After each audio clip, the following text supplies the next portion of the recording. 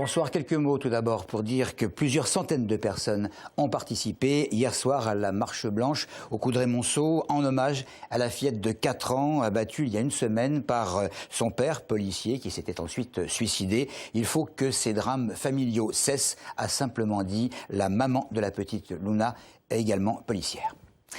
C'est fermé pour travaux et pour cause. Je veux parler de cette boucherie de Corbeil, évidemment en chantier pour des raisons sanitaires, à la suite de la découverte de 600 kilos de viande avariée. C'est un contrôle de la police qui a permis de faire cette découverte, alors que les fonctionnaires, alertés par une dénonciation anonyme, étaient venus vérifier s'il n'y avait pas des employés non déclarés. C'était également le cas pour 2 personnes. Mais dans le même temps, les plaintes se succédaient, dit-on, pour évoquer des clients de l'établissement incommodés par la consommation de la viande en question. Les 600 kilos ont évidemment été détruits. Les personnels de l'éducation nationale, de l'enseignement supérieur, de la recherche étaient aujourd'hui appelés par un certain nombre de syndicats à se mobiliser et à faire la grève. Parmi les revendications, revalorisation des salaires, création d'emplois statutaires qui répondent aux besoins et l'arrêt du gel du point d'indice. Cela dit, les enseignants auront au moins appris une bonne nouvelle puisque leur pré-rentrée dans le primaire et le second, prévue le 29 août initialement, aura finalement lieu, comme pour les élèves, le 1er septembre. Des fuites d'eau avec risque d'électrocution, des volets qui ne s'ouvrent plus ou encore des murs rongés par l'humidité. Décidément, le lycée professionnel Mendes France, c'est à Ris-Orangis, cumule les problèmes. Le dernier en date, une suspicion de présence d'amiante dans les dalles de l'établissement. Des analyses devraient être faites dans les prochains jours. En attendant, environ un tiers des employés ont exercé, Maxime Lemaine, leur droit de retrait. Mauvaise surprise au retour des vacances de printemps, de nombreuses dalles du hall du lycée se sont décollées à cause de fuites provoquées par des travaux d'étanchéité sur les toits. Et là, on s'est rendu compte en regardant que la colle des dalles contenait de l'amiante, que les dalles contenaient de l'amiante, et que toute la partie la plus ancienne de l'établissement, comme tous les bâtiments de cette époque-là, contient un revêtement de sol qui contient de l'amiante.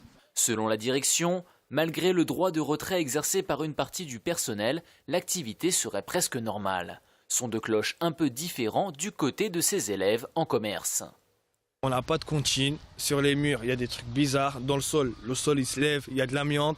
Les profs, il n'y a pas de profs depuis hier. Depuis hier, on a eu juste un seul cours. Depuis plusieurs années, des élus se mobilisent autour des problèmes rencontrés par l'établissement. Alors la question de l'amiante, c'est un peu la goutte d'eau. J'ai convoqué pour la semaine prochaine une commission de sécurité et dans l'hypothèse où cette présence serait confirmée, alors je me réserve le droit de fermer l'établissement pour la rentrée prochaine. Il n'y a, et je tiens à le dire, aucun problème de sécurité et s'il y a une question santé, elle sera résolue dans les plus brefs délais. Mais il n'y a aucun problème de sécurité dans ce lycée à l'heure actuelle. Je ne laisserai pas le moindre recoin avec un danger pour les élèves ou les communautés éducatives. Des analyses de l'air et des matériaux seront réalisées à partir de demain. Les rapports des 2 diagnostics devraient être rendus mercredi. À noter également que la région mettra tout en œuvre pour réaliser les travaux de rénovation globale de l'établissement dans les 2 prochaines années. Les facteurs et les factrices d'Épinay-sur-Orge ont voté ce matin à l'unanimité. Une grève illimitée justement à partir de lundi prochain. Cette décision, explique le personnel, fait suite au refus du directeur local de remettre en question son projet de réorganisation. Pas content du tout, Jean-François Vigier, le maire de Bure-sur-Yvette, réagit à l'agression sexuelle d'une jeune femme par 3 jeunes mineurs qui s'étaient échappés d'un centre éducatif fermé installé sur sa commune. Le maire qui s'était farouchement opposé à l'installation de ce centre à la fin 2012.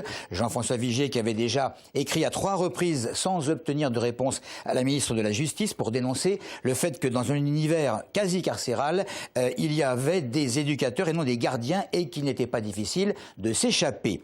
Un 4e courrier est donc parti en rappelant d'autres incidents, des pensionnaires du centre ayant dégradé des locaux ayant été placés en garde à vue ou des bagarres avec d'autres jeunes.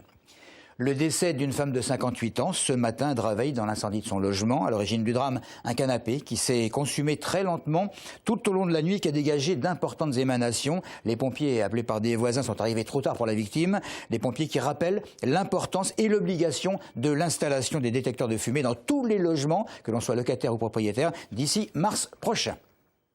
Toujours à Draveil, un job dating un petit peu particulier avec une centaine de postes à pourvoir à l'initiative de l'agence O2.